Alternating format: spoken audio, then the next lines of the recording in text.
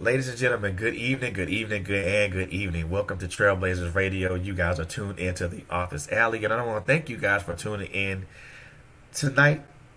You guys could have been anywhere else, but you guys are right here with us, and we most definitely appreciate that. We got a great show for you guys tonight. I have a wonderful individual that's in the building with me tonight, and we're going to have a great conversation. But before we get into that, I want to let everybody know that you guys can follow us on Facebook at Trailblazers Radio. You can also follow us on Instagram at Trailblazers Radio. And you can also catch us on YouTube at Trailblazers Radio, where where our live videos are uploaded every episode. We also upload our episodes to Anchor, so they can also be listened to on whatever streaming platform that you listen to, whether it's Apple iTunes, whether it's Google Podcasts, or whether it's Spotify or iHeartRadio. And also, I just want to thank you guys so very much for tuning in with us, man. I want to give a special shout out to my two beautiful hosts, Coco Fenton and Quinn Jones, for just being phenomenal and amazing women that they are. And also want to give a big shout out to our listeners and our followers and our fans, because without you guys, this particular platform would not exist. And also want to give a big shout out to my brother Russell Tyson, man. He's doing some great things, and just want to make sure that he continue to do great things. But now that all of that is out of the way, the young lady that I have in the studio right now doesn't need much of an introduction, but I am going to give her the best one that I know how to do. So I met this young lady at the last production of Russell Tyson's play A Changed Mind. She's a phenomenal individual. We had a great conversation prior to that, and I'm excited to have her in the building with me tonight, man. She is an author. She's a radio show host, but we'll get to that. We'll get to all of that. But she's an author, a radio show host, and an all-around grinder, man. And we're gonna get into all of that in just a few moments. But I want to introduce you guys to none other than Miss Brenda McCray. Good afternoon, everybody. How you doing? Pleasure Hey. being on here. Thank you for having me. I am super excited. I'm here with all this technology going on. Go ahead. Yeah, man. We try And to keep it. just be at a red light and do an interview. Is That's what's up. there you go. Or that's what's up, man. That's what's up. So how are you? I'm doing great. I'm doing well. Doing well. That's I'm not good. gonna bring that negative energy because I need the universe to boomerang that positive back at me. So I'm doing well. Yeah. Yes, indeed. Yes, indeed. I'm glad. I'm so excited that you're here tonight. Well, here today, this afternoon, or this evening, or whatever you like to call it.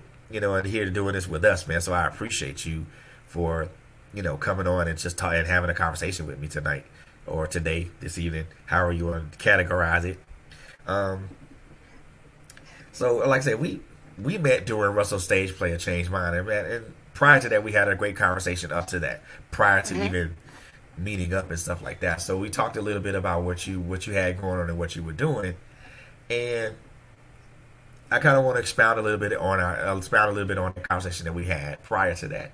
So you're an author, man. So is this the first book you published? Yes, this is the first book that I published.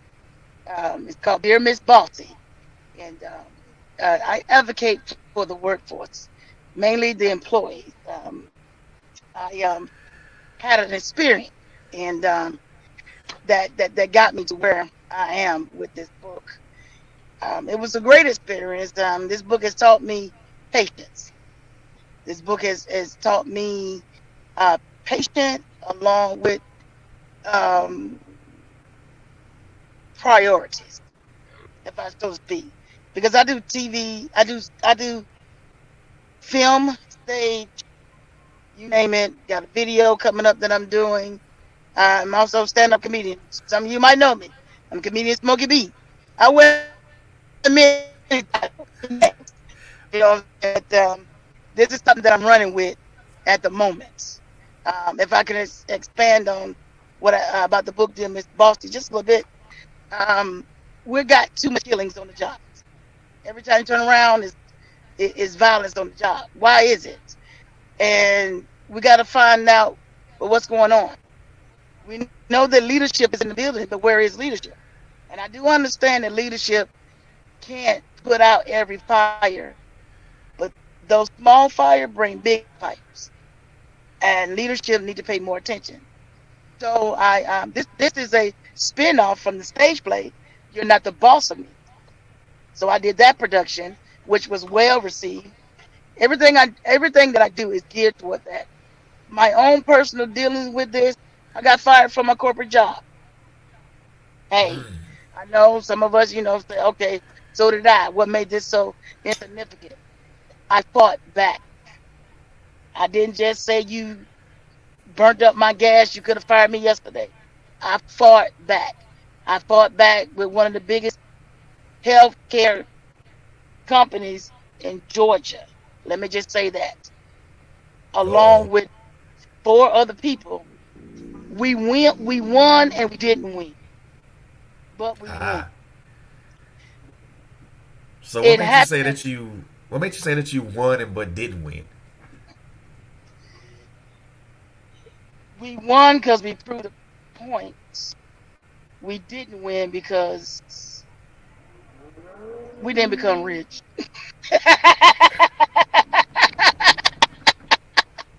No, no. Man. Let me stop joking. No. It wasn't all about that.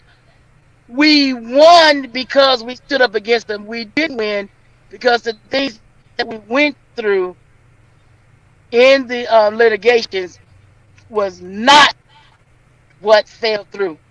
Only one thing fell through, but the other stuff. And what I mean by that is the racism, the mistreatment, the bullying, all of that stuff never got recognized. Only thing Oh. happened was unpaid wages, and they got it, and got it over and done with. But the mistreatment in that place, it wasn't brought up, and that raised attention. And the reason why this is significant me, I had just finished Chat Tech for TV and film 1 week before, and then I got fired, and I had to take 2 years of my life to survive before I can even start my career. And at the end of Yeah. that 2 years, beginning of the third year, that was how I put on my first production. And so after that, after the torment that we went through, I started advocating for the employees. Wow. So basically, you guys got a victory, but you guys it was more or less a hollow victory because what you guys were addressing wasn't necessarily put to the forefront. Exactly. We would have to sit down and do dinner for me to tell you what we went through. And never in a million years I thought this would happen. I didn't see it. I didn't see it coming at all. I was blinded. I was getting up, dressed every day, doing what I needed to do, but there were things that was on the back end that surfaced that I didn't see, and then all of this rushed in. And how do you handle that? Because at the very end, I gave up. I literally, I just gave up at the very end, dealing with HR, dealing with um, district management. Management was awful. Management, supervision, leadership, whatever you want to call it. It was awful at this point. And when you look at where you working, and it's one of the biggest corporations, and they implement religion, are you serious? So y'all hired all the devil's people?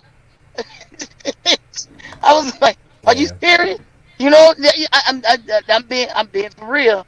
I'm being serious. Just because you promote Jesus, Jesus, Jesus, these people they setting fires everywhere. You understand? Oof. So yeah, that was a really bad error in my life because I lost everything. I Man. lost townhome, 2 cars. I lost my dignity. I was suicidal. When Oh you wow. lose everything you got and you can't take care of yourself, you feel some type of way. You know what I'm saying? And not that I was an old lady in a nursing home, but I was still a young woman taking care of herself, upper middle class, I lost it all. Wow. So yeah, it had some effects on me. I can't tell you that without telling you that part. Testimonies. Anybody can tell a story, Right. but the testimony. How did how did I persevere through? I put my first play on homeless. Wow. I sure did. That's I sure ooh, did. man. So all those experiences compelled you to write this book. Compelled you to write this book. And you know, What? was it something? Go ahead. Was it something that you thought about that you had thought about doing after everything had fell through, or was it something that you kind of just fell into? Well, when it came down to the book, um, I wanted something more. I wanted my audience to know me more. And in this book, each one of these characters have me in them. If you know me, you can pick it out. If you don't know me, well, each one of these characters have me in them.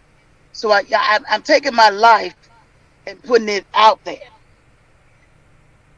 I wanted, it's a self-help book, but in a different kind of way. It's entertaining. Gotcha. I wanted the audience to understand and be relatable to the book.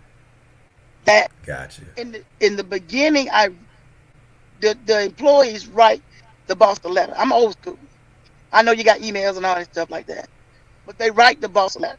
Cause see, sometimes when things happen, you have to get down to it gets personal because you're trying to save your job and you're tired of the frustrations that's on the job. So they write the boss the letter. But I got to thinking, how can these people relate to my audience?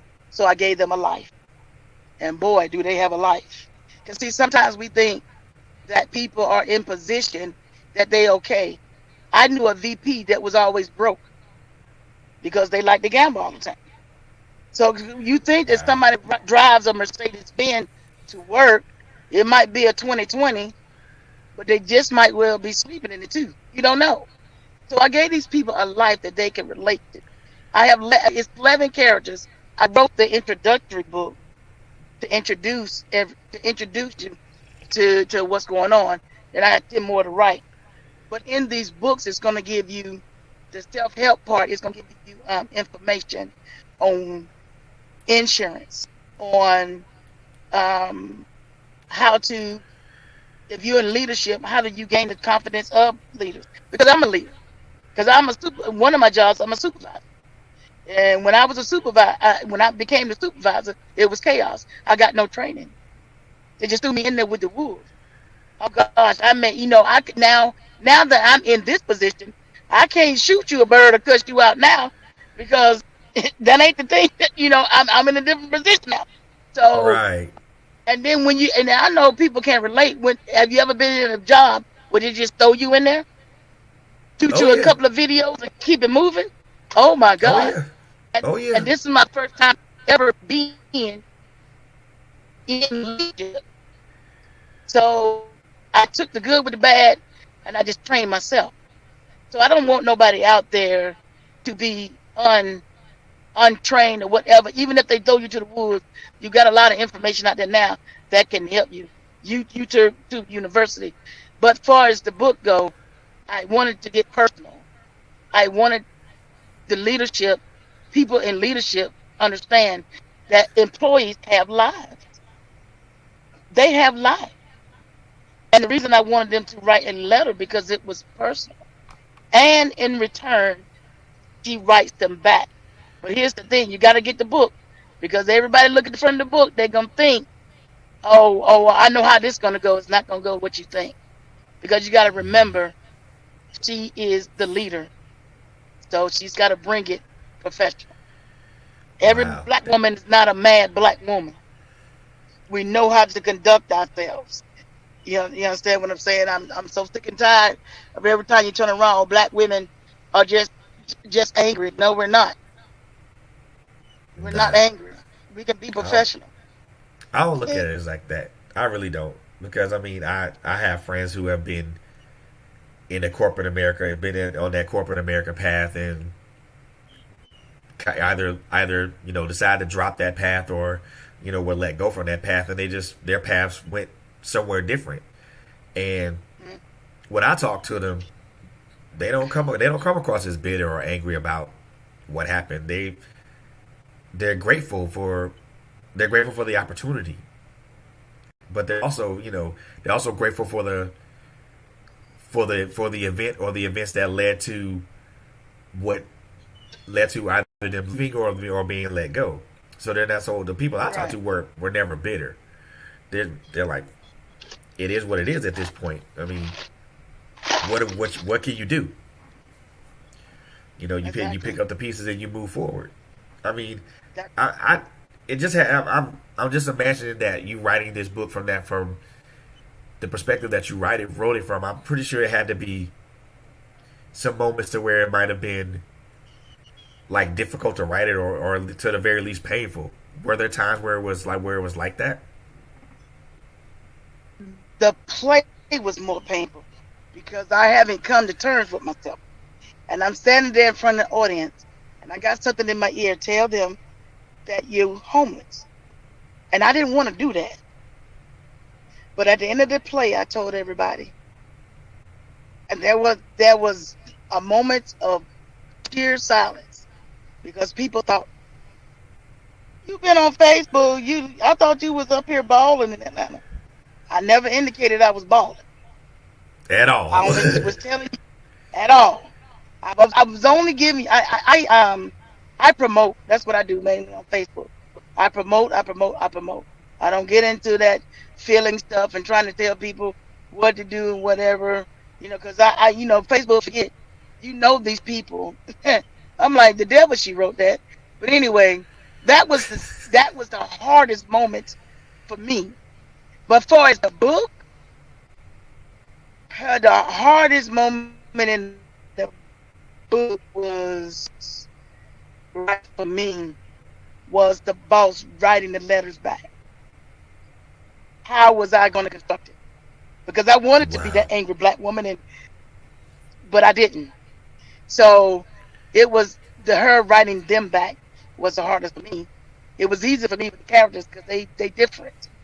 They different. And in my quest for doing this, and I know I advocate for the employees, but the employees they also need to understand they need to be good stewards.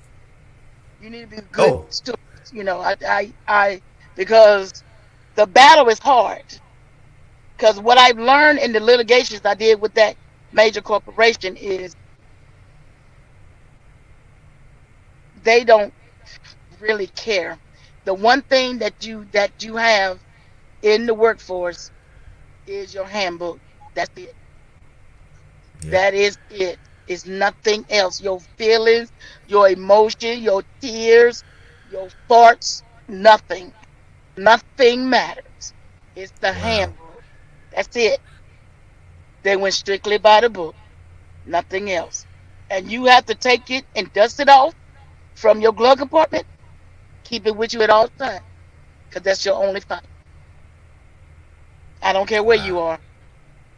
I don't care if you Kamala Harris. She got to go back with that book and DC said before she can even take them to litigation. Something in there has to be broke. Yeah. Now Something in there, during something in there has to be broke. now during that litigation process, did you feel those lawyers on the opposite end may have did did you guys ever think at one point that those lawyers may have attempted maybe some dirty tactics? Yes, sir. They all knew each other. My lawyer knew them. I went to town with this one. We had to do Oh dinner over. wow. Yeah, my lawyer knew them. It took 3 years. It took 3 years and a situation I did to get it together. What took 3 years, it took 2 weeks with what I did. Because I was about ready to throw in the towel. And I did something. And he didn't like it and it was over. So yeah, Huh. yeah, they knew each other. Lawyers know Wow. lawyers. They have meeting places. They have meeting places. They go have a drink, Well, only lawyers can go. They have clubs. They have organizations where they go and meet and have drinks and talk about cases. Yeah. Wow. So yeah, we did not get a fair shake. We did not, but we just kept on. We just want basically after 3 years, we just wanted it to end. Do what you got to do to get this over with, Exactly. because it could have been long, drug out, and I'm quite sure there was negotiation. That's the only thing they got us on. But you have to Right. be, like I said, you have to be a good steward. You have to be a good employee. You can't be Of coming in course. late. You can't be having those write-ups. I say like every 6 months, check your folder. There are things Of in there that course. you would not believe that's in there that you didn't know. Oh yeah. It's Of little course. things like that as an employee you have to keep up with, because when it gets down to it, paper trail is what they do. Now it's email trail, but paper Oh trail, man. paper trail, you have no idea what that can do to you, and that's all corporate sees. But for the most part, I'm doing this because the first line of communication is communicating that we're going to stop these killings. Communication. That Yeah. padlock on that open door policy, you need to break it off. It's a padlock on that. And I first experience that sir is a lie. They're not listening to you. And I feel sorry for the FedEx people that did not have a phone when the killing went down. They couldn't Right. bring the cell phones in, so somebody had to run down to the office and call for help. Wow. I mean, that was their policy. But my God, we got to stop this, y'all. We got to stop the killers on the job. Leadership has to take notice. Yeah, I know they've been in front of the computer checking emails all day, but Sally and Barbara are not getting along. You need to know that. You So need you to know what? notice. Huh? So you know what? I'm a pause you right there because it brings about a question that I just feel that I just have to ask because it's Mhm. because you mentioned something about an open door policy with supervisors and their subordinates, and also even as it continues goes up that ladder. Mhm. How important is it for that padlock or that open door policy to really truly be an open door policy? How important it is. Yeah, It's important for leadership to understand. I'm not saying that leadership even get in your business. right. Leadership needs to know when you take that. Let me tell you this. I drive school bus. It's one of my jobs. Right. Everything behind that wheel, that steering wheel, is my responsibility. Period. Not my supervisor, not another bus driver. Every last one of those students is my responsibility. When you take upon to be in that leadership position, nothing's supposed to go unnoticed. You're supposed to know that. You're supposed to know when the operation is not going well. You need to extend your hand and say, "Look here, there's nothing going. I don't need to know what's going on, but I see that your work is slowed down, and I want to help you. Do you need some time off? Do you need to go talk to someone? Whatever the company offers, you need to be offering that. When you extend yourself, workers you, they open up to you. They'll be more receptive. They will trust you. You need to know every aspect of who you over. And I know you say, how can you do that when some groups are so large or so this or whatever? You're gonna have to find a way. You're gonna have to break it up. That padlock needs to be off. If that employee needs to come in there and talk, you need to listen attentively, because those Yeah. little fires bring on big fires. And I'm not Oh yeah. telling you to go in there and make Sally and Barbara shake hands. What I'm saying is, you let them be aware that you know what's going on. Have you ever worked at somewhere and you had somebody in leadership that didn't have a clue what about the job itself? I can They I coming can to I you can every. pro- I can recount at least a couple of times for that. You understand? They coming. They cling on to the one that's gonna help them every single time. I was like that a little bit. Well, you the administrator, you keep coming to me and asking me. I got 51. I got 113 cases here, lady. What do you? This is what you're supposed to know. You got to know with being in leadership. Not only do you know the job the job that's your job, you got to know the job that you're over as well. It's a big responsibility. Yeah, But and the same thing goes for work from home. There's cyberbullying. It's all kind of stuff. Let me tell you something. The media said, well, people are not coming back to work because they lazy. They should have never said that. People, it might be 85% money, maybe somewhere to that fact, but the rest of it, nobody's coming back to those conditions. If that mean person is still there, nobody coming to work for them. If you ain't got rid of the rats and roaches, nobody's coming back to work for you. So it's that's true. management that has to realize a lot of these people not coming back because you still working there. How about that? The Yeah, way you did before they left. Oh no. Oh yeah. That's the, the media ain't saying nothing about that. They keep saying it's about the money. No, it ain't nah, all about the money. nah. I know because I work from home, and I know for me it's not about the money. For me, it's more or less about the convenience of not having to commute, That too. not You having know to what I'm go saying? to, not having to jump on a bus or a train and go to an office and then do the same thing once my shift is over to come back home and then rinse and repeat for the next 4 days. Rinse and repeat for 4 days after that. Yeah, because if you got to be to work by 8 o'clock, living in Atlanta, you got to get up at 4 o'clock and be at the door at 5 just to make 8 o'clock. Yeah, You know what I'm saying? Just and to make it on time. yeah, I mean, and And for then me, like when you go ahead. it's always been about the. I mean, the convenience. I mean, because I'll say this because I started working being a remote worker when in Florida. Where the job, with the Hmm. position I had at first, they started transitioning all of us from in building employees to remote employees. Hmm. You know, things happened in Florida. I took my equipment, came here, and worked that job from here. Worked that job from here in Georgia, um, and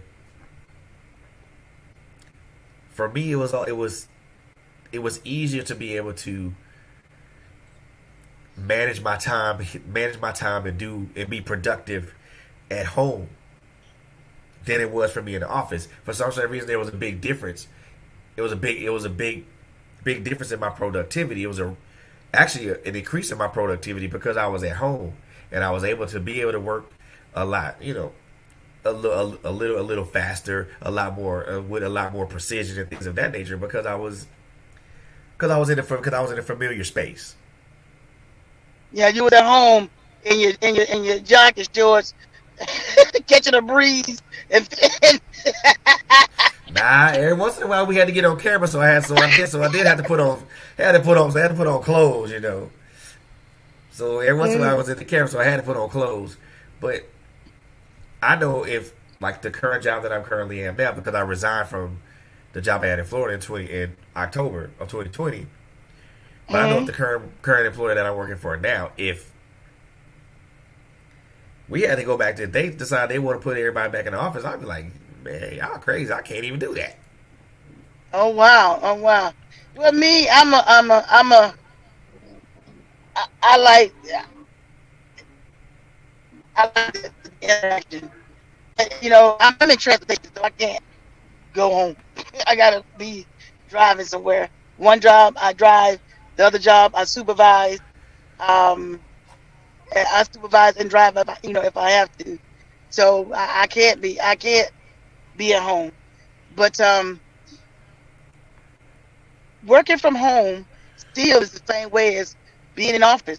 But you still got those people Of that course. if they buttholes, they gonna be buttholes. But only difference is working. I mean, now the computer, them emails You will ain't get gotta you see now her. because you can CC everybody.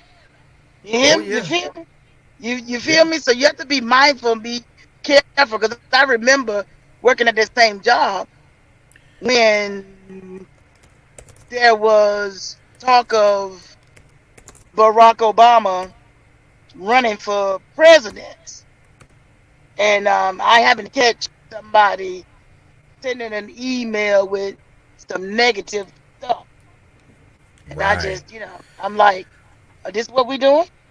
Is this what we doing?" So yeah, I Wow. personally, I like more being in the office and the interaction because that job that I was in litigation with, I used to take my work home all the time, and that Ooh. job took up so much of my time that when I got done with that job, I said I would never bring work home again. Man, I got burned. I just for and I guess for me, I just can't see the simple fact of me bringing my job home to do it again for another 1 or 2 hours after I've actually left my literal job. I mean, because I mean, for me, I When can't. you're I a case can't see. I can't see that. when you're a case manager, when you're a case manager, and you have a caseload somewhere between 100 and up to 125 cases, and it's certain things. You're talking medical field. You're talking timing. You're talking charting. You're talking a whole lot of stuff that needs to be in place. So yeah, Ah, the work had to be done. I didn't do it for free. of course Let's not. get that clear. I didn't do it for free, but I did it to keep my work up because they don't care about, you can have as many cases they put on you. As soon as you get behind, they're gonna be talking that smack. So so for me and my work ethic, I wanted to keep up. Right. So I brought that work home, but that work never got paid for. I mean, it went in, but that was the work that they get paid for, and I also worked weekends so I could keep up. But it got paid for in the end. But during that time, Wow. yeah, they didn't do it. So that's what we got them on, which That they held, which they man. held, yeah, which they held back for a couple of years. They didn't want to release that information. It was tough.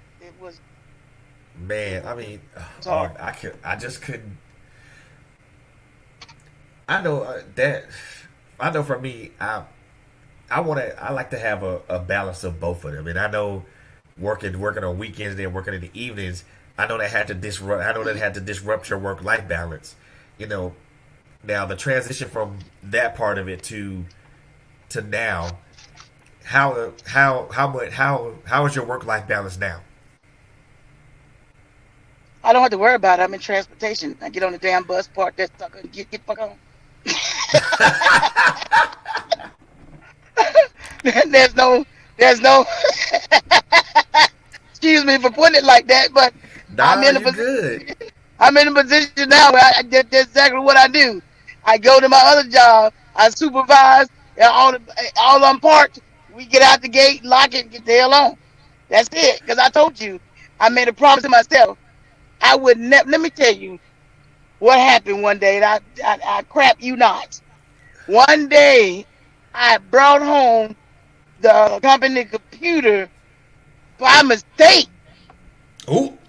By mistake. I mean, we could use it, but by mistake, I went back out to my car to go to the store. I looked at it. My nerves got bad. I drove all the way back to the job and took that computer back in that office. What was I thinking? I'm telling you, I do not. I do. You read my lips. I do not want to bring my work home ever again. Would I work from home? Huh? It got to be a whole lot of money involved for me to do that because I don't want to do that. Now, something like having my own radio show or something like that, that's that's my creative side. Anything to Right. do with creativeness, I love. But anything to do with the job, I leave it behind. When I'm done with a job, I'm done for the day. I hate when somebody call me, ring, ring, ring, hello. I just need to ask a question about the job. Girl, please. We're You not get my doing private time. it. You know what I'm saying? That whole court situation, litigation, that showed me the way. I don't want the job in my home at all. Period. Mm. Exactly, exactly. It's if I think it's so important to have that balance now because you found it because now you say like I ain't bringing none of that home None of it. because None of it. like and if I bring it by accident I'm taking it right back to the office. You know what I'm saying? And if my future husband work from home, I'm gonna build him a shed outside.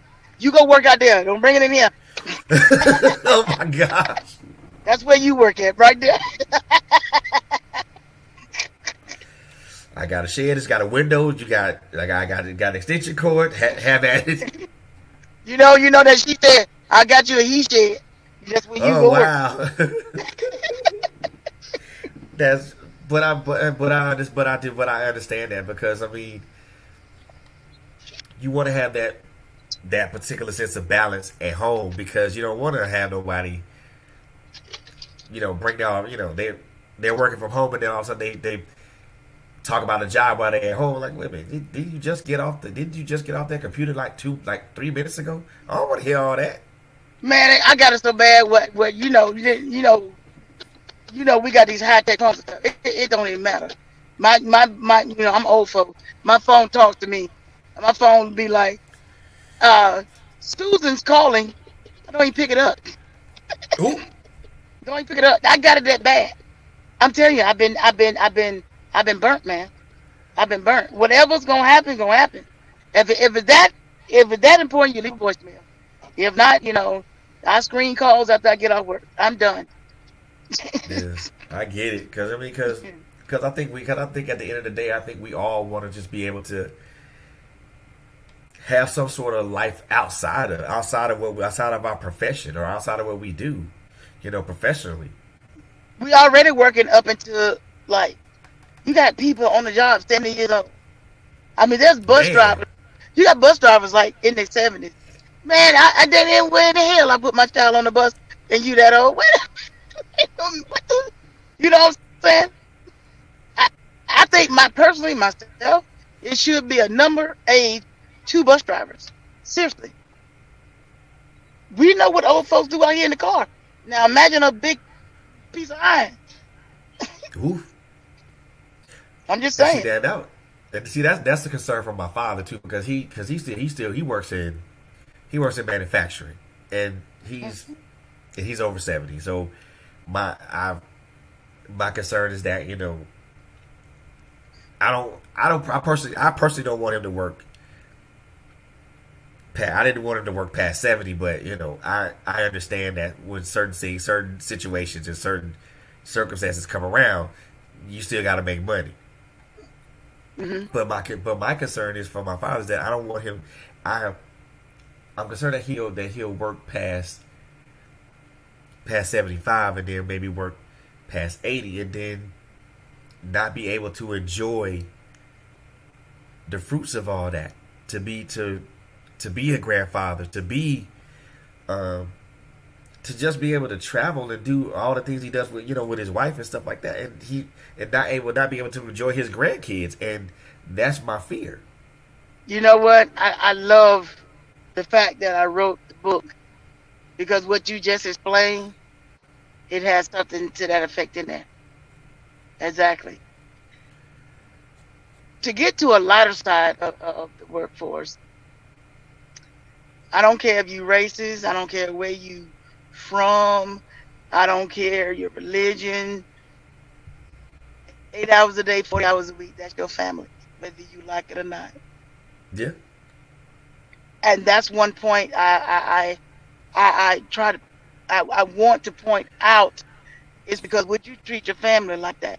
Would you just shoot your family in cold blood? Don't answer that, because I know you got that. We all got them ones in the family at the barbecue that we can't stand.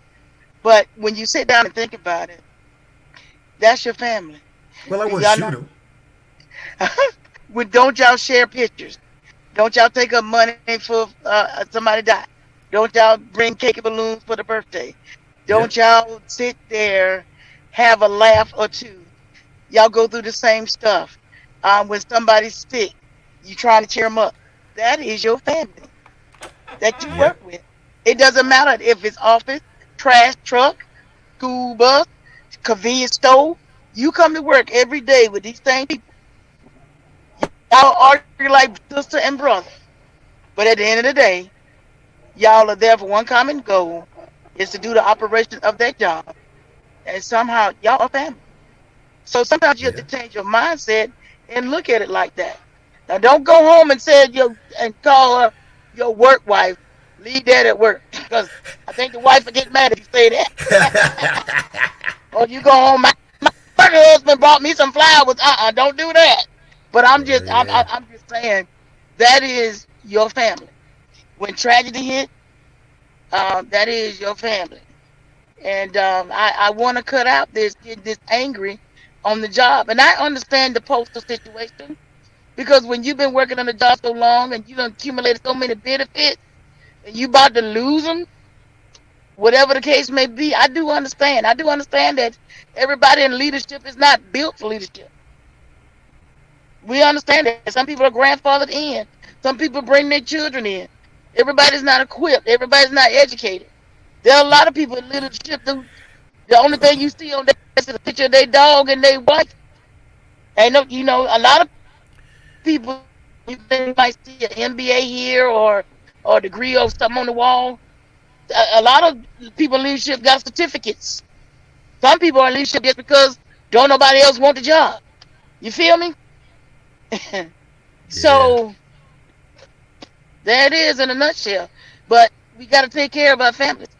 So we worry about our children getting shot up at school. Now the children got to worry about their mom and daddy coming home. We got to stop this. But but you mentioned that. So you mentioned the part about taking the padlock off the open door policy. Hmm. That's one way to kind of at least put at least that's one way of prevention.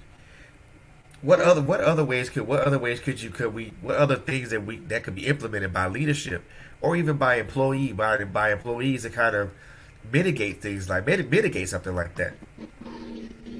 Leadership, get down and do the old fashioned way. Get your hands dirty. Get in there. This is work that you're supposed to know as well. Get in there and assist sometimes. Make yourself available. You know what I'm saying? I'm not saying you got to bring donuts every day, but these are employees. Sometimes every now and then, go in that petty cash, get the donuts and the coffee. When you feed people, it makes them happy for some reason when they're on the job. You know what I'm saying? I mean, um, find out within the company limits what you can do to make their day. Acknowledge these people. Know their names. Not their names right. Make sure, if you see someone not feeling good, ask them. Let them, your employees, know. I mean, you ain't got to give a fat baby's ass about nobody. But you need to play the role. Fake it till you make it. Make yourself available.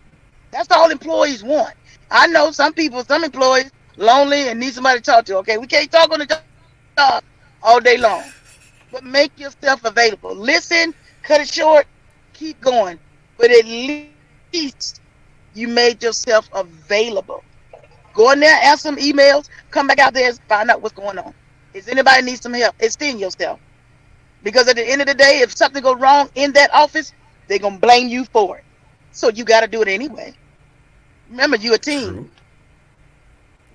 true, Remember? true.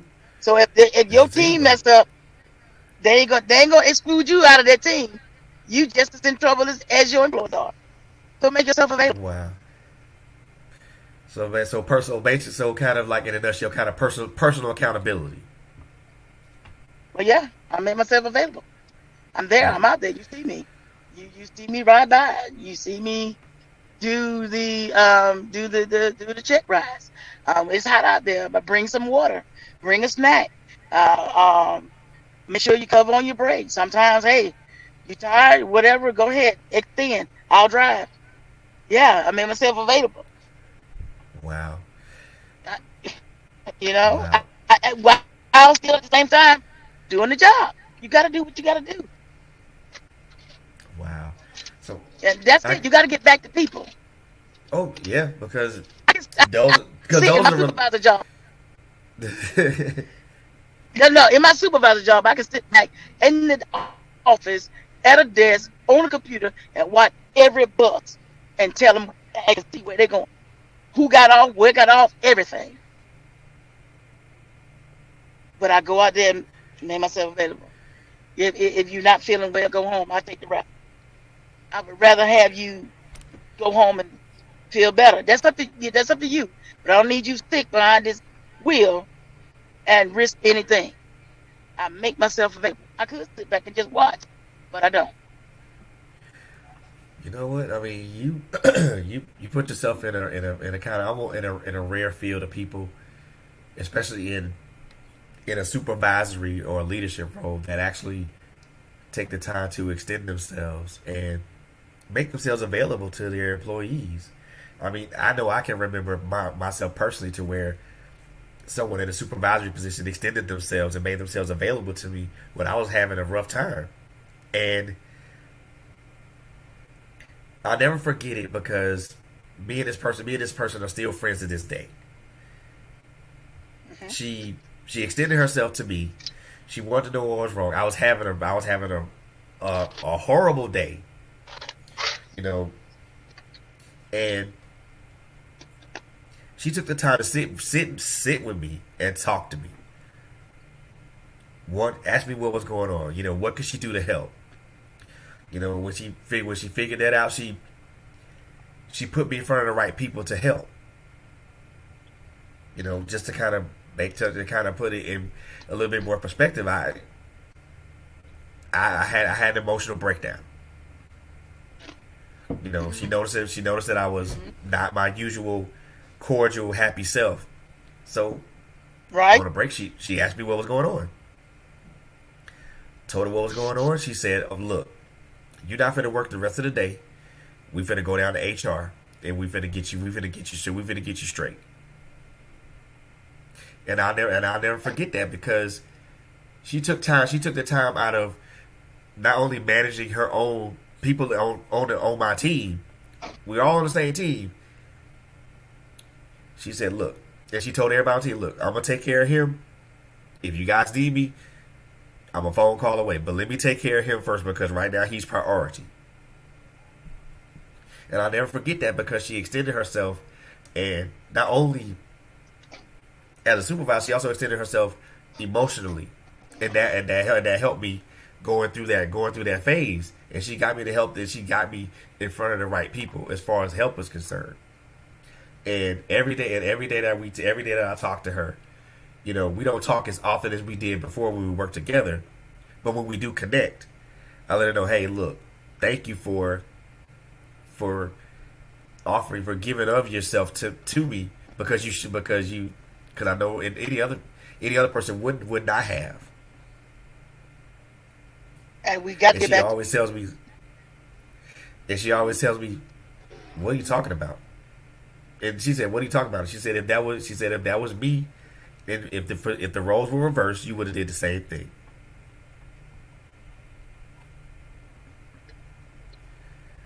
We got to get back to people. I do understand that leadership has to answer these emails. They have to answer all these complaints. They have a lot on their paperwork. Operation has to keep going. There's money at stake. Their deadlines to me. We understand that.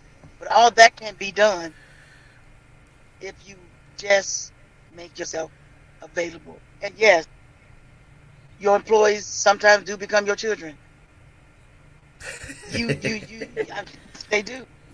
I mean, that you do. And and in my business, we get experienced people that come already with the CDLs or whatever, and they might be some are older, but still, you have to listen to people. I mean, Yeah, even when you have a bad day, you have to make yourself available. And if you're yeah, not equipped for people, I don't care. If you summa cum laude, I don't care how many MBAs, masters, I don't care if you got a doctorate. People, employee, lives matter. They matter. Yeah. Yeah. And that's how you get a I would team. agree. Chick-fil-A, need I say more? Chick-fil-A came to Fulton County. Chick-fil-A. Chick-fil-A came to Fulton County School and taught us customer service. Now, what does chicken got to do with a book? Okay? it They it taught us actually customer service. it actually goes a long way because anybody that's been to Chick-fil-A, that customer service is excellent. No, and your sandwich ain't right. Oh, keep it. We'll make you a new one. What you want on it? They keep it going. Absolutely. My pleasure. And these are young folks. So I know Burger King and McDonald's can fucking do it. Because if they do it at Chick-fil-A, McDonald's and Burger King, step your game up, baby. Because these young folks is doing it at Chick-fil-A. I had to get that in because, what in the world? That these young folks, I just, there's something just have to be said because we've seen the video footage that you want the 15. You deserve the 15. I used to work in those same greasy spoons as you. But in order to get to 15, you got to be that. You got to bring your team up. Everybody at Chick-fil-A, they need to make more than 15 because of the customer service. And that's what Chick-fil-A do. They go around to many other businesses to teach customer service. And I know the customer is not always right. Virgin Mobile says that.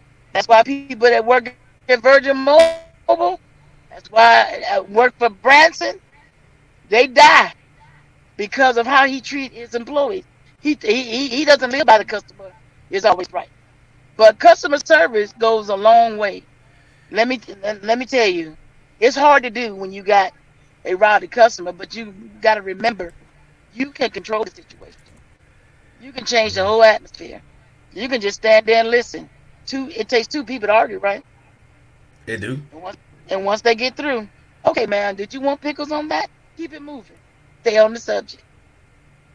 But like I Wow. said, like I said, it goes, in this crazy world and in this trending place, everybody's trending, everybody's following what's new or whatever.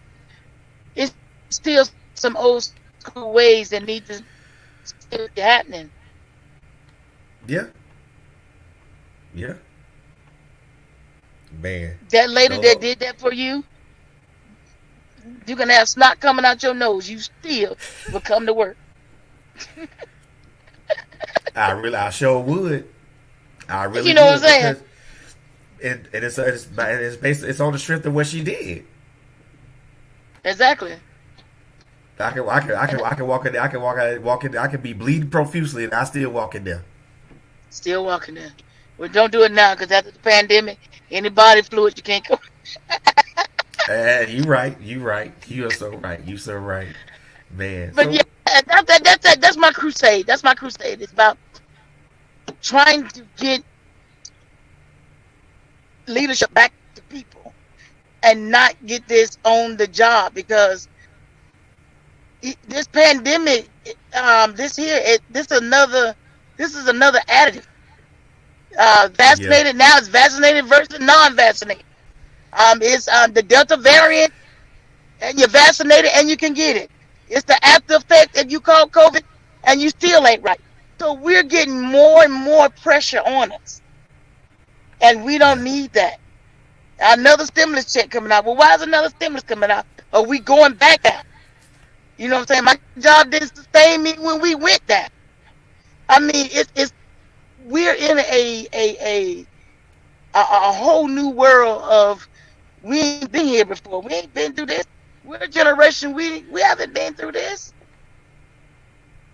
and we Nah. don't need no more added pressure. A lot of people are working from home. It's been a proven fact that homeschool kids are smarter than kids from that's going to school. It's because they're in a comfort zone. They're not pressured. You don't have to have the brand new Nike. You understand what I'm saying? You don't have to be bullied. You're in the comfort of your home. You can work at your own pace. Same thing Yeah. with working from home. Sally is more productive at home than she was in the office because she talked too much in the office. But now she at home. She can't do nothing but be productive. And Yeah. besides, y'all know somebody watching y'all time too. So But I mean, but you gotta admit, to me, I think the workplace and especially school, those are somewhat controlled environments anyway. yeah, they are. They are controlled environment. But being at home is not for everybody. Right. That I mean, that social connection. For kids, they were saying about the social connection. I can see that because sometimes some kids' home life is in turmoil. When I go to school and see my friends, I got a smile on my face. But I got to go back to my mama getting a black eye. I got to go back to rats and roaches, maybe.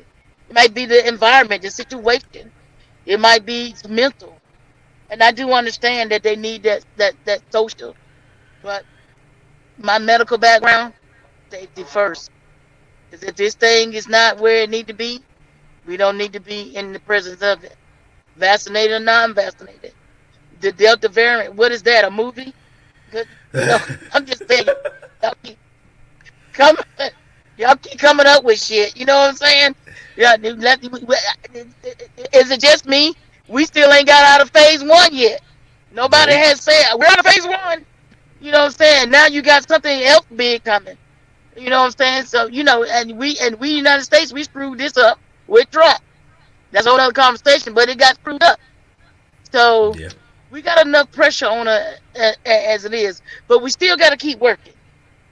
Of It course. still got to be some cereal and some chicken on the table. So we got to make this happen.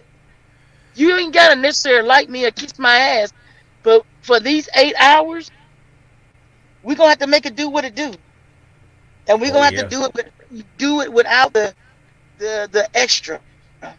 Yeah. Oh yeah. As You the know, young because folks said, period, period. that I mean, I've been in workplaces with folks that I personally didn't like, but at the same time, you know, I respect them enough as an individual to work with them and to be cordial to them in the workspace, because I'm like, and I tell myself all the time, I can't stand this person's guts. I want to punch this person in the mouth so hard, but I respect this person's work ethic enough to work with him or her for these 8 hours and to get something accomplished. Man, please, I pull up in the parking lot and saw a certain car. I'm already, I'm already on swole. I'm saying if they say good morning to me, I'm going for the throat. I mean it. I'm going for the throat. If they say good morning, they knew not to say good morning. Okay, I can work with the devil. I'd be like, hey, can you move your fire? It's hot over here, and keep working. And keep working because I gotta make that money, man.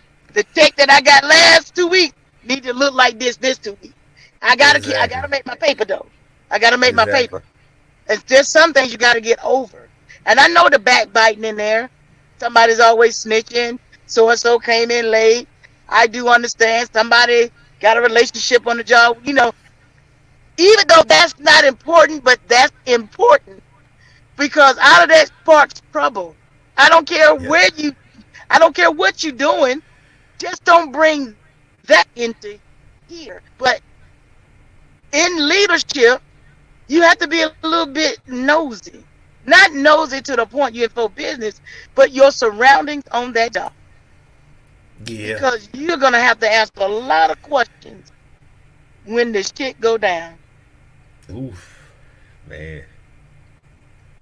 Because when it Man. happened to us, HR, all of them had shovels. They had to come dig in that particular section. What the hell is going on? Why are these Man. people suing us? What did somebody do?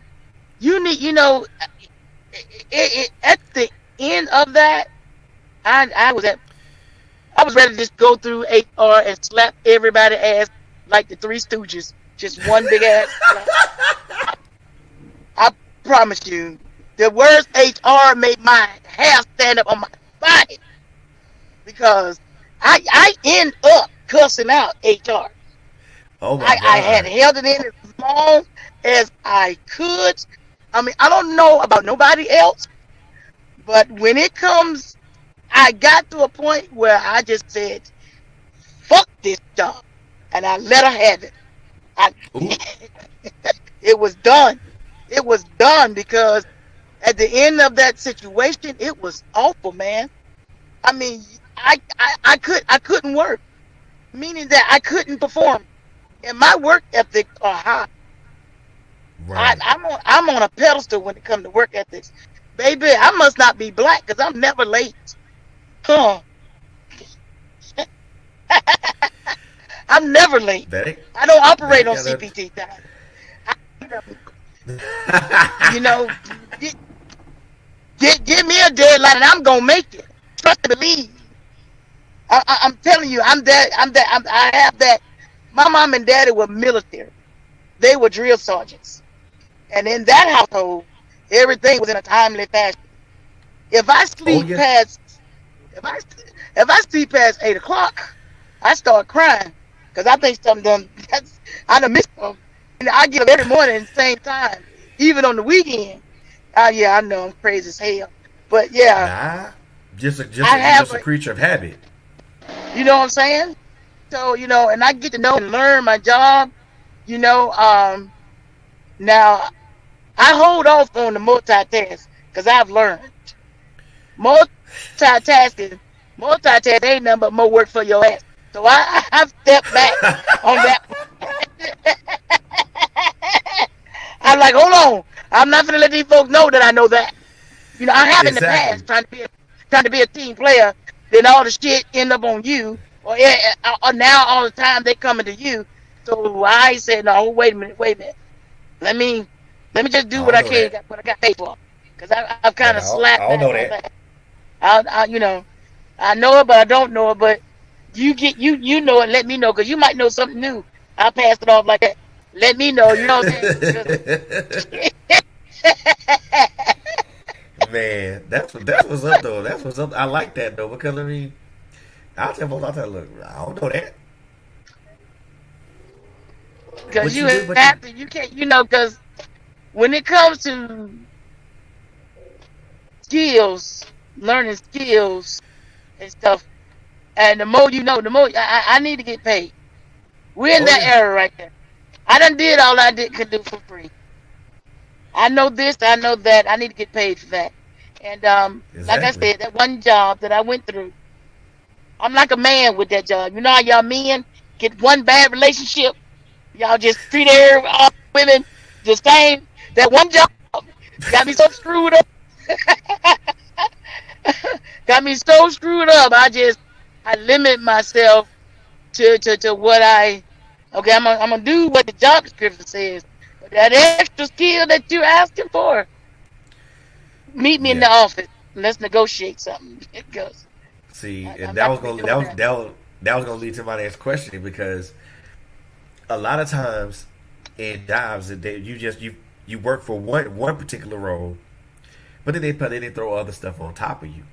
Like for me, you know, I was working purely in customer service doing referrals and benefits and maybe a part of maybe an authorization in a part, but that was all that was entailed with the role that I had.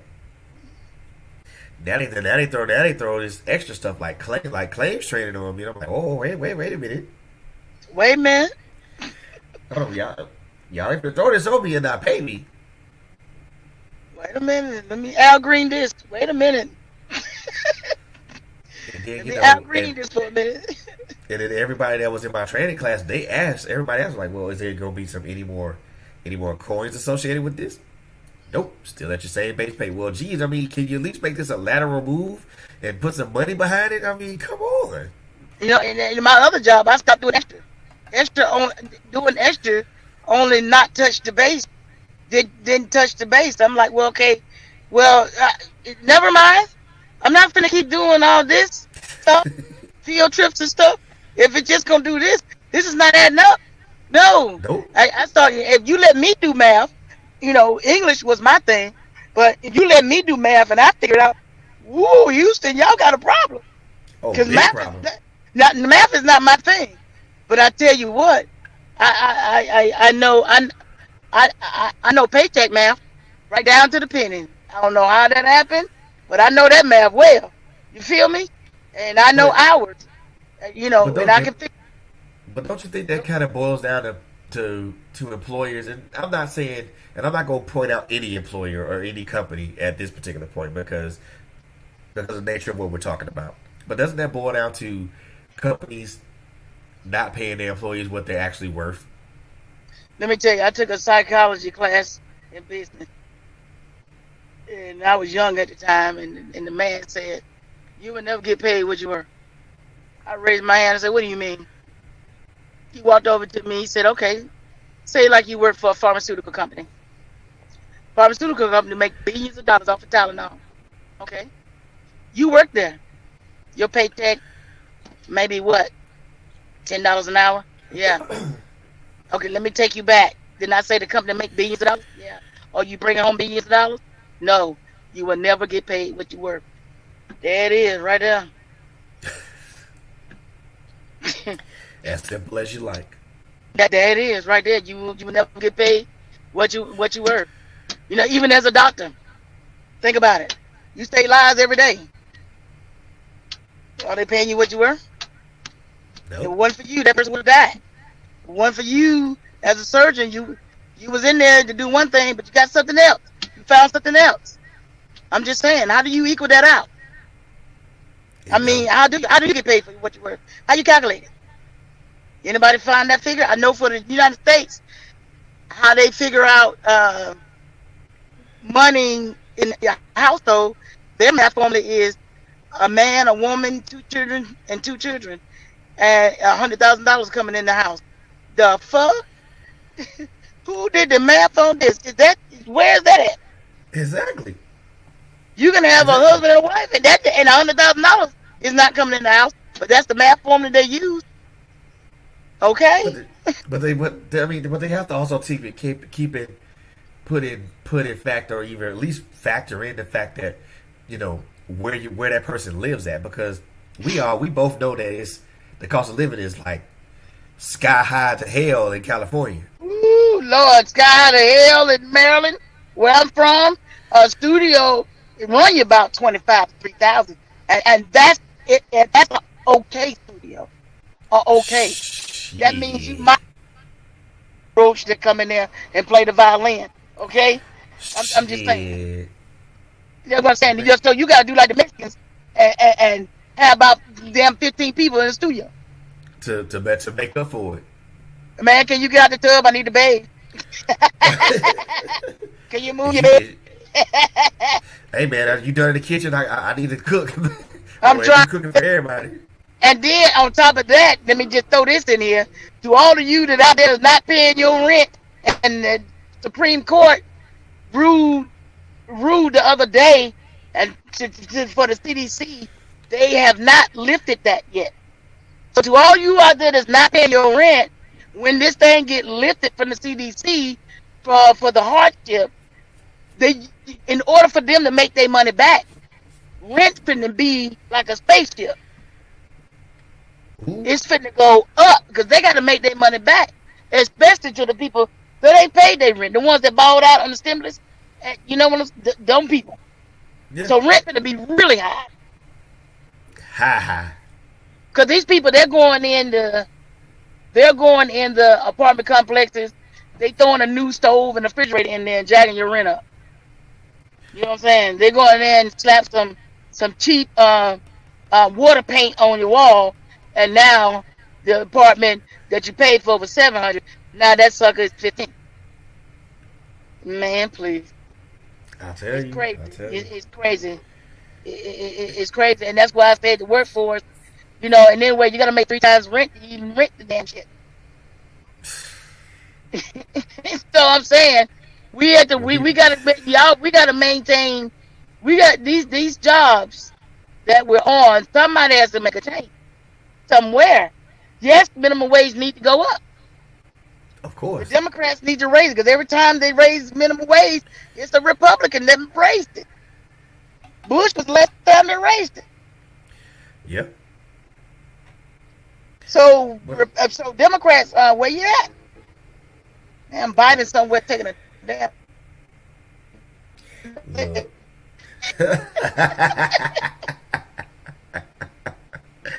Like I said, yeah, he take nap. He take me when he talk. I'm like, did he just take a nap? Old sleepy Joe. Let me stop though. Let me stop. 'Cause I ain't gonna go. I ain't gonna go there. I ain't gonna go there. I ain't gonna go there. Kamala Harris standing up there cussing in her head. You just motherfucker. Exactly. But I mean, I could. There's a lot I can say, but I ain't gonna go there. I ain't gonna go there. Not tonight anyway. I ain't gonna go there. So But so there's some cause and effect, and let me point this out to the audience. Your coworkers can determine the fate of your job. Well, what does she mean by that? To all you people out there, this contract. If your employees, your coworkers, are not up to par, that contract can be dropped. oh yeah. Even, Oh even in the yes. workforce, if you're not producing what needs to be produced, because everything is a number, that Always. whole department can be shut down. So getting along in the office is pertinent because a lot of departments are not needed. They were Yeah. created to help the operations to move smoother. But let me tell you, if Johnny, Ronnie, Bobby, Ricky, and Mike can handle all this, some departments will go down. And Ronnie, Bobby, Ricky, and Mike, they're gonna handle all that. So your coworkers that come in late, the ones that come in late with Dunkin' Donuts cup, them people. Oh my God. them are them. And all the stuff that goes on in the office, believe me, you're being watched. Trust me, they know what's going on. But your coworkers can change your financial dynamics. So yes, it's very important that y'all maintain some type of respect and mannerism and all that on the job to maintain the damn job. Because you remember, a lot of jobs are going home, and a lot of people would rather be there, and a Yep. lot of departments be cut out. All they got to do is just shift work over here, and Yep. remind you, people from in other countries, they've been working like that. So if you don't want Yep. your job to go to China, India, and all the other surrounding continents, y'all think about that. Don't say you Outsourcing. don't that don't yeah. Don't say you don't give a F. Yeah, you gonna give a F because if you're not needed, you're not needed. Yep. And that's why I say, Oh. as employees, you have to be good stewards on your job too, Oh as yeah. well. That's important. So important to be a good steward on a job. So important. So I know prior to us coming on the air, I know that I mentioned that you were a radio show host, but you said you're not no longer with that particular Well, company. So what happened what? was, what I happened was gonna was, I'm ask gonna you go that, ahead and but take you to church. oh, When take God, me to church.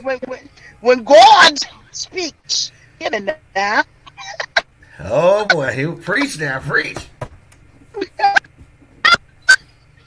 When God speaks and said you to run with something, everything else that's a distraction, if it's not for the benefit of what He tell you to run with, then you must relieve it. Whether it be radio station, whether it be people, whether it be whatever it is. I'm running with this because it got purpose. I got something big and a lot of stuff that's tied to this. Because sometimes it's not good to be all over the place. I know you can be Oh on Facebook. right. I'm here. I'm in the movie. I'm doing this. I'm on radio. I got an interview. I got this and I got that. But this right Oof. here is my baby. It's my own personal experience. And it Right. has a movie. It has a movie that's coming with it. Shooting for Amazon Prime, but I'm shooting for the big screen. Amazon Prime second, but I'm shooting for the big screen. It also has another production to come with it. Also, um, it has a clothing line coming with it.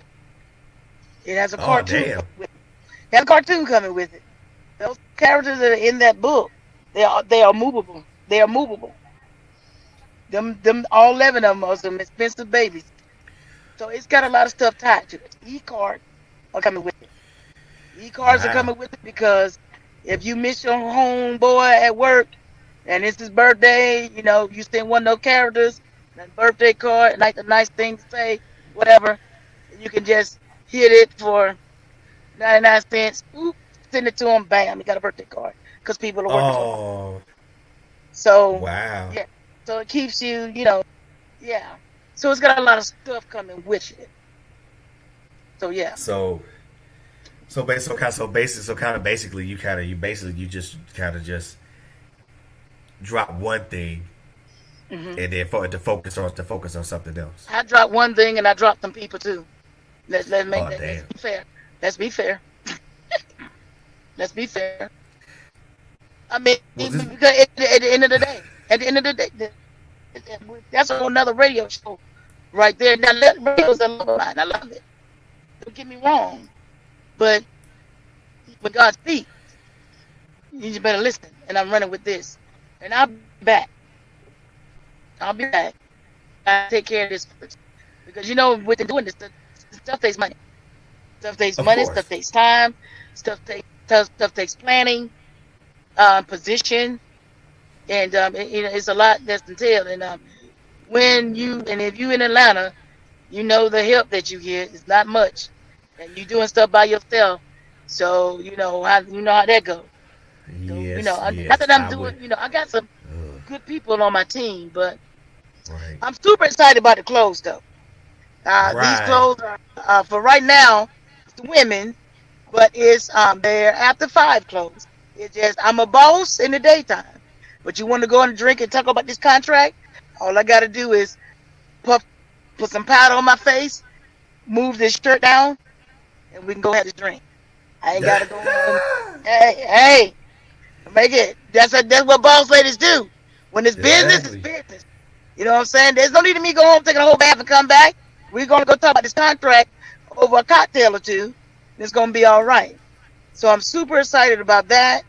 Um, and the cartoon as well. Um, anybody knows me. They always, well, we know how you talk. That ain't got nothing to do with nothing. I know religious folks work. I know they hear shit on the job. Do they quit their job because somebody said a cuss word? So don't get They. at me with that. Don't Oh get at me man. with that. You understand what I'm saying? So Yep. my cartoon probably be more for swim TV, but mainly, but I'll shoot for CBS to see what's going on. Yeah, I got some Nice. things that I gotta work on. Those characters Man. are not just for the book. They live. They move. They move. They Oh cuss. They man. do everything. Look at here. Also, That cartoon. uh-huh. I've got a funny feeling that cartoon gonna be off the chain. Oh yeah, it's gonna be off the chain. And then it's a comedy show that goes with it. So I'm doing my I do comedy. So Smokey B is gonna hit the stage for all the workforce. And Oh, that's what's up. That's what's up. I mean, how long have you done stand up comedy though? I was an underground comic. I mean, I did private shows and home stuff like that until one day somebody said, "Won't you just surface up?" So for the past 3 4 years, I came on the scene. Actually, Russell was involved. Was the first person to put on one of my comedy shows, Russell Tyson, and Really? the stage was dressed. So the reason why, yeah, let me put this out here. I know everybody asks me why don't I pursue it. The reason why is comedy is one of those things where it's a lot of work. It's a lot of hustle. Yep. I used to hustle comedy. I'm not finna work for no chicken wings and no damn Coors Light beer. I'm not finna. I've been in the comedy clubs. They give you 2 minutes, then the headliner. Then if you funnier than the headliner, they want your ass out the door. You feel Oh, me? Yes, yes, yes. It's a hustle. So in this great world of talent, do I do skits and stuff? I play with Snapchat, but I put on my own comedy show because I can dress my own stage. People love that. They like to take pictures afterwards, talk afterwards. They like the way the stage look. Actually, Russell, um, it was noises off, and the stage was up, so I asked her to leave it up, Carlotta, Washington, with Mark Square Studios, and everything stayed up. So that it looked like the 70s, so it made me talk about the 70s. Um, I can have fun when I produce my own stuff. When you're doing other folks, you gotta do it your way. Comedy actually is my first love, but comedy is my relief. Comedy is Gotcha. where nobody tells me what to do.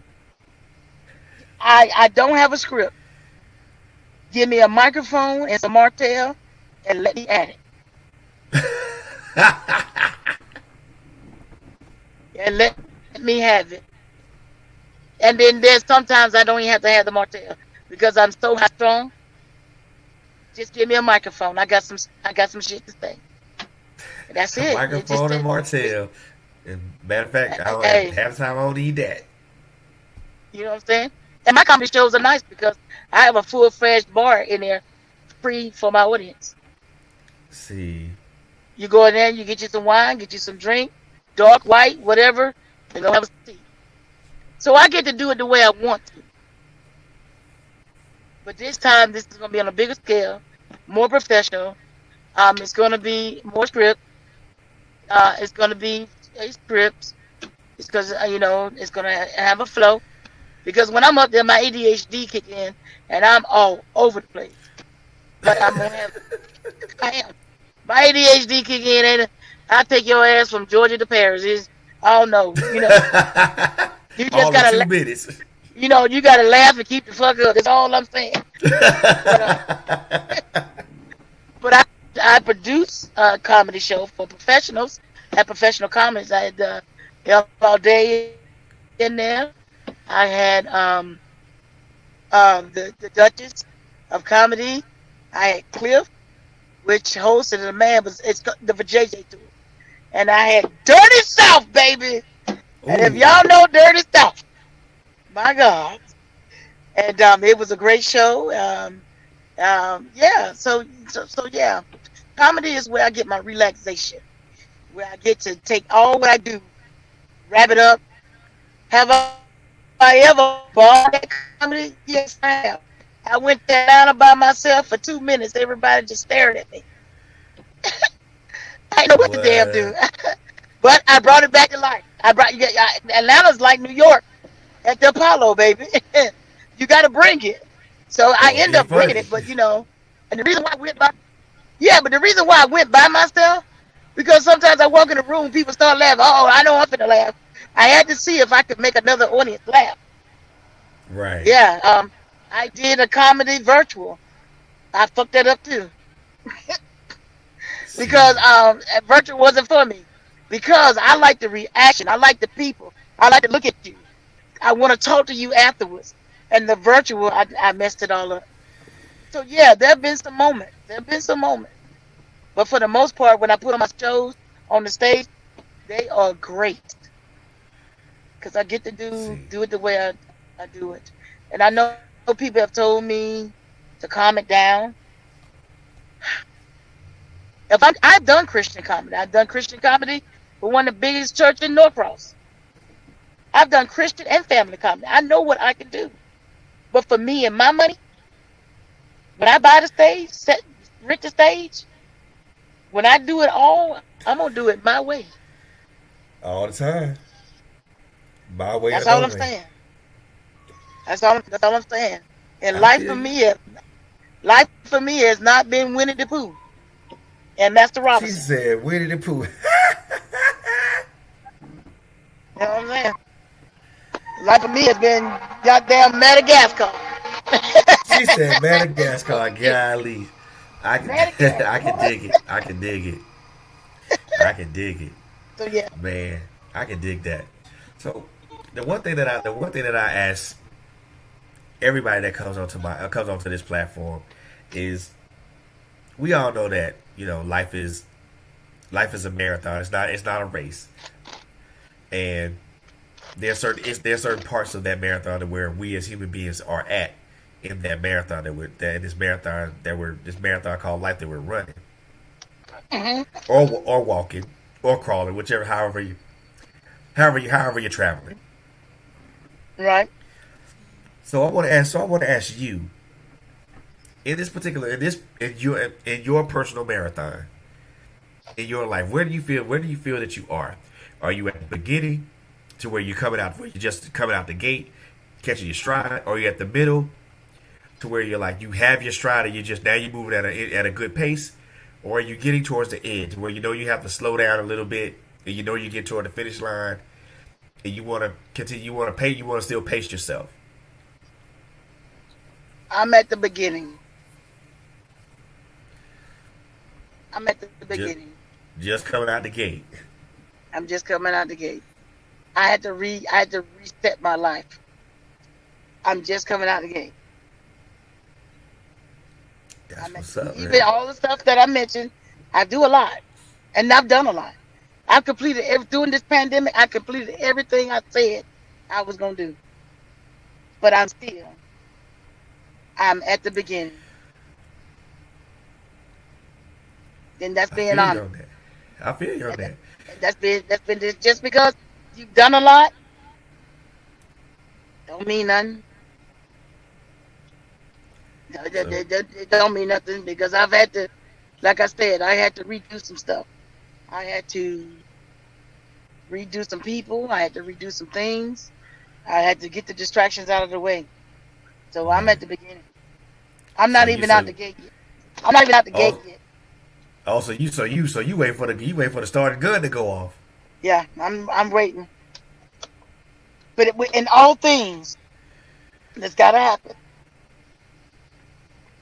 in order for you to get this success. Success is freeing you to do exactly what you want to do. Rich people never talk about money; they talk about success. Right. You got to put God first. I don't care what nobody says. Always. You have to put Him first. When you put Him first, you activate faith. From then on, whatever is your heart desire, it's yours. God don't make no promises He don't keep. Ooh-wee. That's powerful right there, man. That's real powerful. Because That's real life.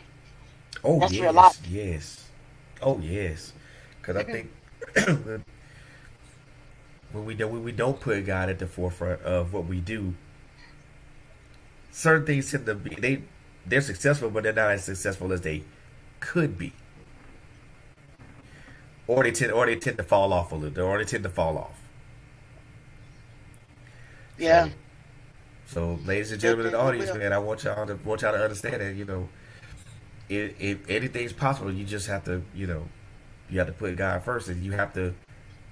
And the one thing that my beautiful guest didn't mention, but I'll mention this as well, is that you have to believe it to happen. You have to be already there. The Yeah. vision that you have. Name of my company. The name of my company is Boss Vision. It's one of my companies. Boss Vision. You have to see yourself doing the acceptance speech. You have to see yourself in the audience. You have to see yourself doing exactly what you set out to do. You are already there, whether you know it or not. That vision that God gave you, you are already there. That Wow, might that's sound crazy powerful. to some. Yeah, you're already there. If that vision came to you, if that vision, whatever it is you want to do, like me myself at the big screen, I've already seen myself at a premiere and the movie's about to play. I'm already there. That vision is not there by mistake,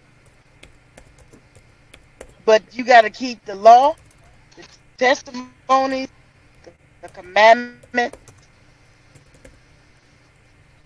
You got to keep the statutes. You got to keep all that in alignment. Oh yeah. You got to do what God needs for you to do. He'll take care of the rest. He said he fight our battles. You got to learn to let go, and most importantly, you got to learn to step out of your own way. Ooh, Lord have mercy, Jesus. Yeah, sometimes you got to That is a revamp. man. Yeah, you got to reset you. I want to lose weight. I want to be fine. I want a big food. I want my stomach flat. Dieting ain't nothing but resetting your mind. Sometimes you gotta reset your life. I You know just got for a lot of people that's hard. That's hard to do. every day you wake up and you yawn, you get the chance to start over. How wonderful is that? Glory, won't it? Every day you wake up, it's a do over. I- You might have to tell you might have to set your mama back. If your mama bringing that negative energy, you might, Mama, I love you to death, but I can't do that negative. I used to be when I was 32 and under. I was a hothead. I would, everything is not meant to be addressed, but I would address everything. Wow. I would cuss you out, do all kinds of stuff. So somewhere in my life, you gotta grow. You gotta grow up. Everything is not me. So I humbled myself. But see, when you humble yourself, sometimes people take advantage, take you for Of granted. course. And I humble myself because I don't want to be like that. But when I tell you I reset my life in the position that I'm in, like a director's position, executive producer, I have to be like that sometimes, but in a good way. There are ways that Of you can course. tell a person to kiss your ass without saying kiss your ass.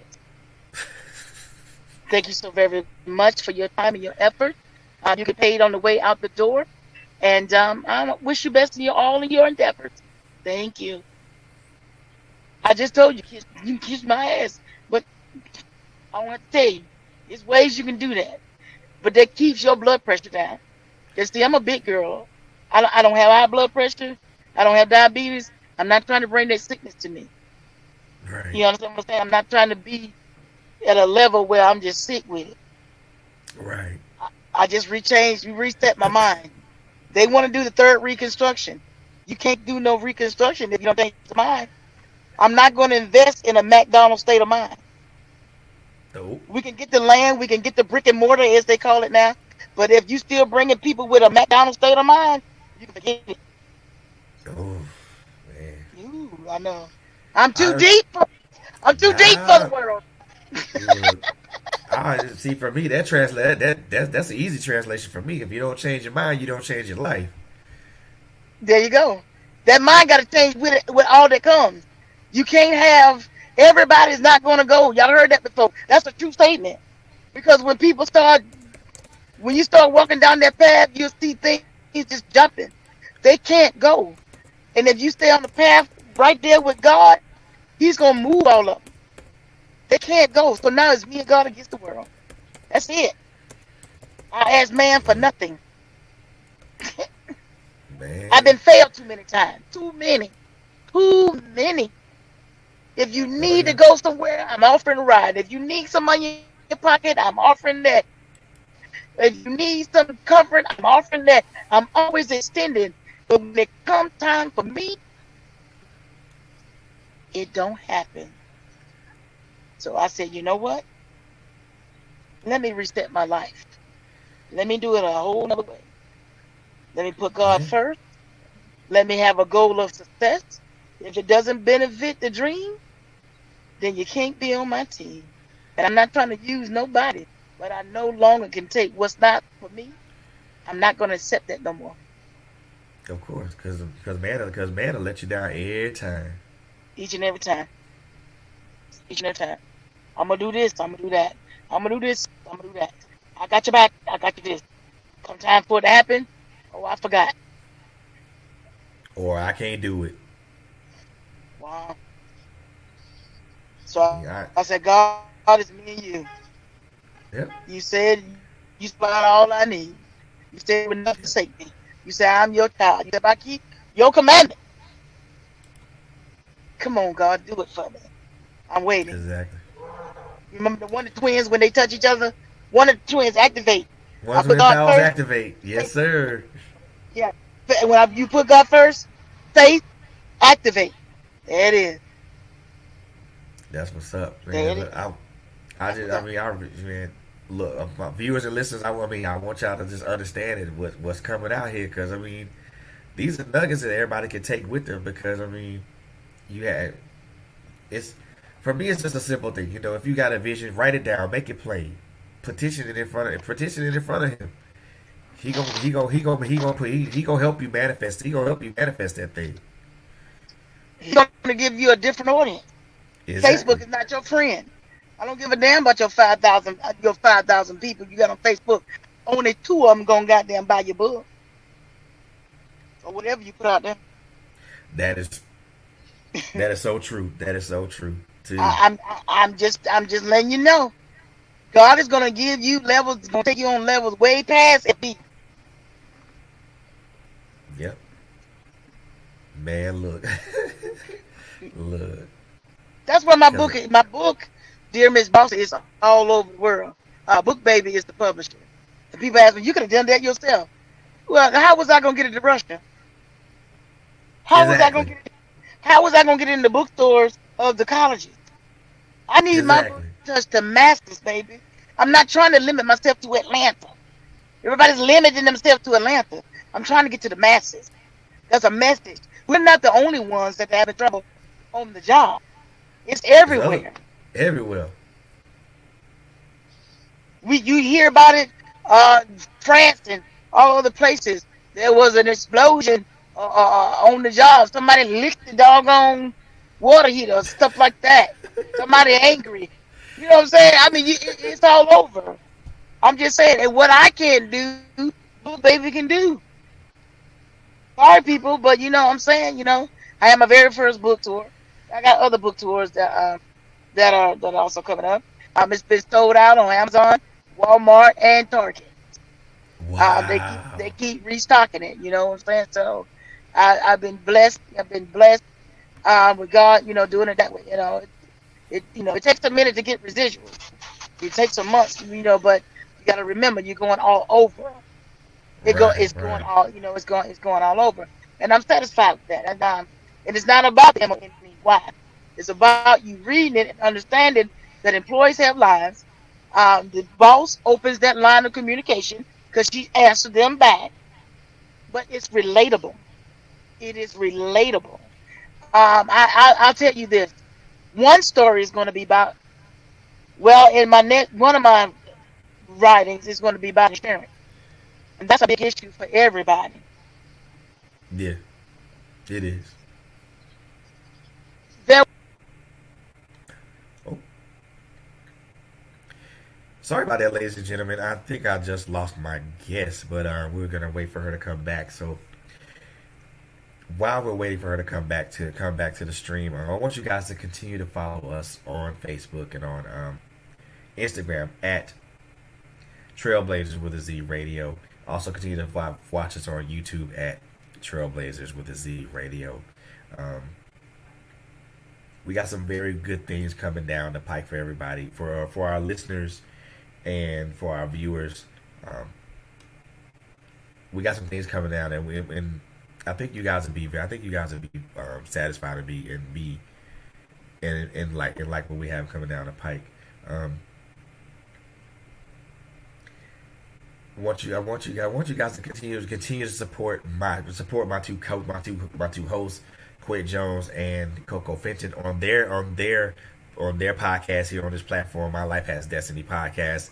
They bring about some super duper awesome guests here, and they are just phenomenal at what they do. Um, I couldn't be more prouder of them for what they do for this particular station. They bring about some super duper awesome and phenomenal guests, and those guests, really just those guests come here and they bring it, and they bring it every single episode, and I'm so proud of them. I can't be I, I I'm so proud of those two ladies, and I can't be I'm so proud of them. Words can't explain how proud I am of them at this particular time. Also, I want you guys to check out my audio podcast, Unpopular Opinion with FL with me, with me. It's a monthly it's a monthly audio podcast that I started um, last month. Um, that started in June. Um, First episode talking about why the trial of Derek Chauvin didn't change the world, and I a mentioned an incident that a lot of people are familiar with. Um, my other two episodes were about what my brother had a script that my brother had wrote, and he used it, and I used it to great effect. And also there's an episode 3 down that's a bit that there was a bit, yeah, it was a bit if you guys are triggered by if you guys are easily triggered by that episode, it's really it's a lot. So I'll say listener discretion is going to be highly advised for that episode. Um,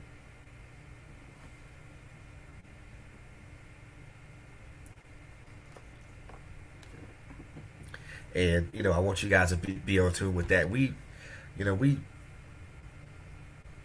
got a lot of good things coming down, and there's some other things that are happening down the pike, but that I want to reveal to everybody, but not just yet. Um, and we we got some good stuff coming, so I want you guys to keep following us, keep watching us, and keep your eye on us. We really got some good things coming down the pipe for you guys, and I want you guys to stay on point and stay on board with us.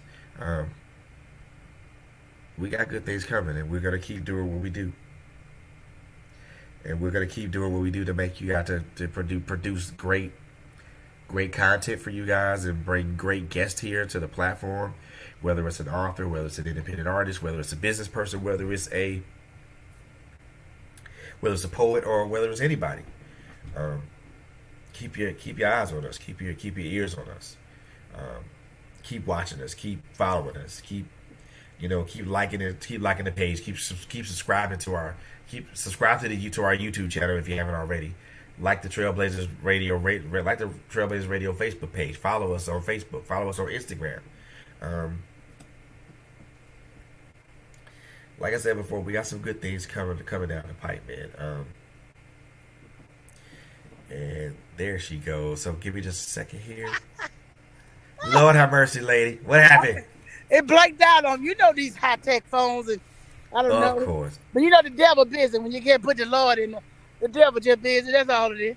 That's what's up, man. I get you on that. So the one thing that I always like my guests to do is to give themselves a shameless plug to let everybody know who you are, where they can find you, and where they can find your works at. So you got the floor. So go ahead and give us that shameless plug.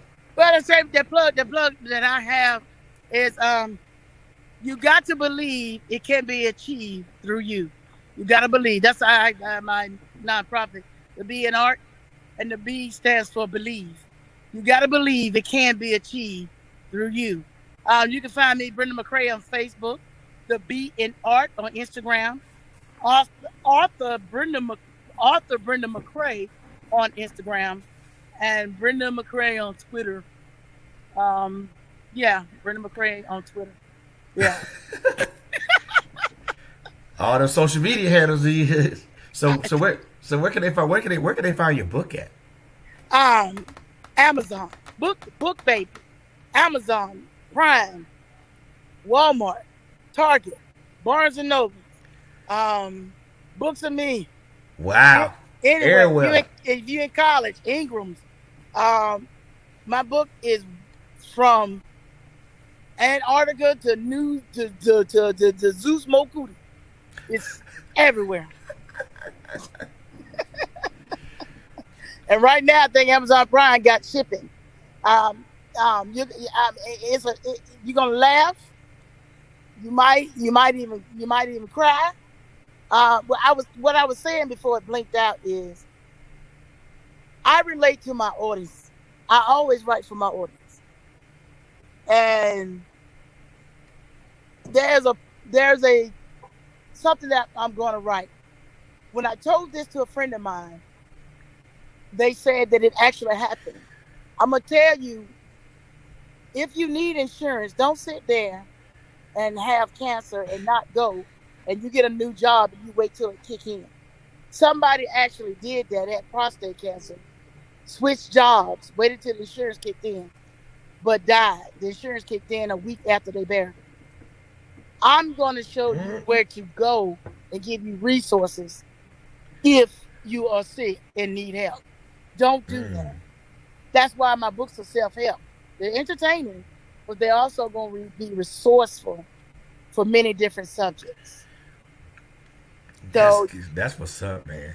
that's what makes it different than any other self-help. You can read ABC, Roman numeral 1, but with my self-help, you're going to get entertained. And that's just the way I chose to do it. Because I want you to have fun, but I also want you to be, have guidance and knowledge about things as well. Thank you so much for putting me on this platform, man. Yes, indeed. Yes, indeed. Ladies and gentlemen, boys and girls, I am going to reintroduce y'all to my good friend, Miss Brenda McCray, author, stand-up comedian, Fashion design, you name it, fashion designer, whatever it is, whatever it is, she's probably doing it or has done it. Yeah.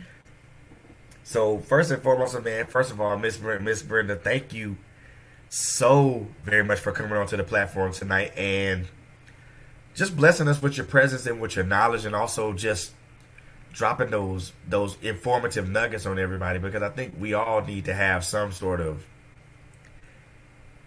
inspiration or some sort of positive mode to get us to either get us through our day or to get us to move to the next level in what we're trying to do. So I thank you for that. Oh, you're both welcome. Anybody can tell a story, but a testimony will give you healing. Ooh. Yeah. Say that again. Yes, a testimony will give you healing.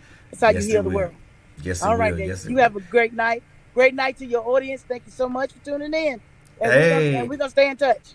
Oh, we most definitely will. You have a great one too. You too. Thank you so much. Yes, ma'am. All right. Bye-bye. Ladies and gentlemen, that was author, fashion designer, producer, playwright, whatever you would, everything else in between, Miss Brenda McCray, man. You guys go check her out on her many social media platforms. Also go check out her book, which is on Amazon.com and also at select retailers like Walmart, Target, Books A Million, Books Baby. Go check her out, man, and support her, and support her as an author, as a comedian, and everything else, man. The one thing I want to say this, and before I sign off tonight, is that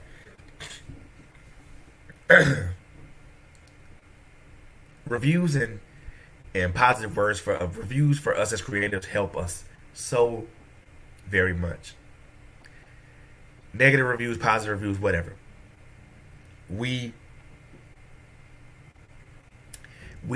most definitely need your reviews and need your support. It is vital for us Those reviews help us out in so many ways you just don't know.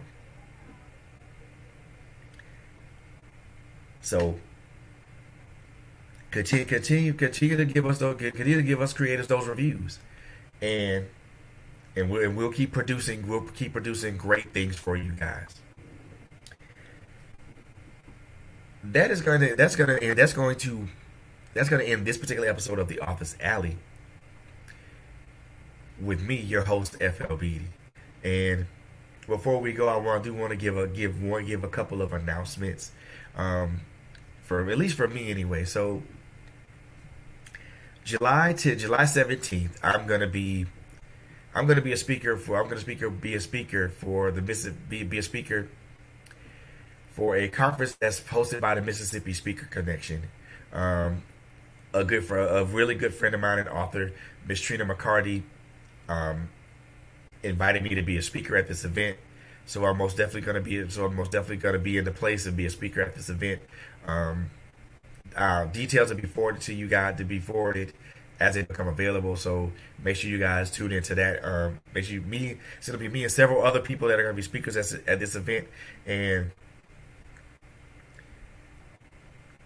gonna be talking about my writing journey. What inspired me to write? Why I write, and you know what things I can pass on to help someone else as a writer or as an author. So make sure you tune into that. Like I said, details will be made available as they become available. And also Sunday, July 18th.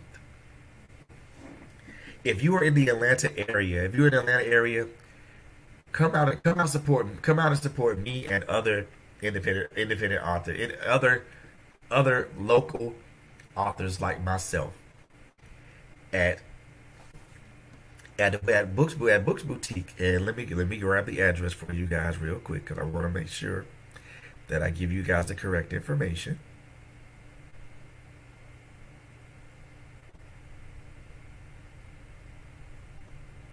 So Sunday, July 18th at Books Boutique in Atlantic Station.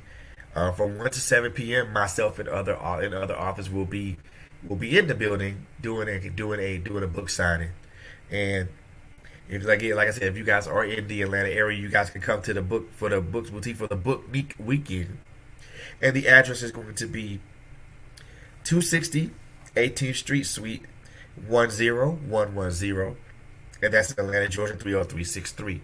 Once again, that is the Book Boutique book signing event and Books Boutique in Atlantic Station.